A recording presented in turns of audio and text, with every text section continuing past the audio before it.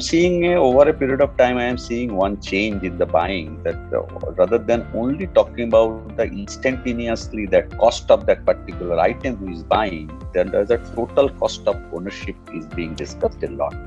Like if I may need to use a certain software, say, just give one example, just say one software I'm buying to say, give me the direction toward. I'm just taking one example of cement. It can be in many industries.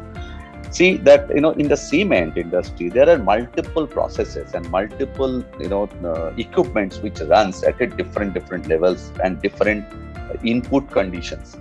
So once you have a certain data and then some software runs on top of the layer, there you take a decision that which one to run, how to run, which one to run, how much, whether should I put the dryer now, like there's any process decisions.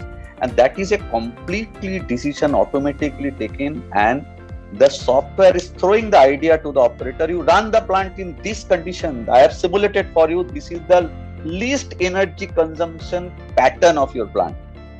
But let me tell you, this, whether you put few crores of that software into the layer, it cannot be the buyer decision. He may not get instantaneously the return of that. So that return will come, that decision will come from the CXO level.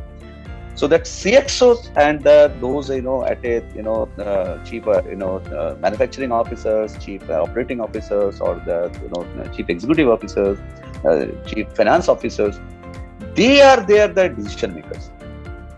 So my point is to my friends here is that we have to elevate our talk more and more to that level. Convince them that today you may be spending 2 rupees, which you may not see a value, but in 3 years' time, your entire cost is up. And then as much as you are running, it is just churning you money, nothing else. If you save 1 unit, it is a money being churned.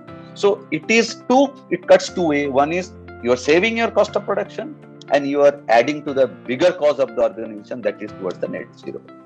But this convincing has to be done more at a CXO level rather than only at a, your buyer level. So somehow we have to find a way out to how to reach to.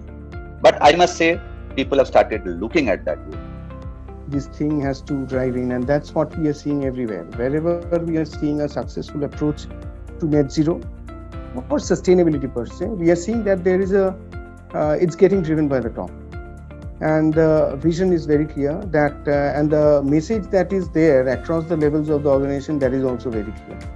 Now, when we are coming to, I was talking about that, short-term target and long-term targets, and moving towards net zero over a period of time of say 20-25 years. The short-term targets, they are getting coined by many businesses, and they are saying that we'll be reducing by 45% or 50% by such and such year. But most of the organizations, they don't have a roadmap of how to achieve that.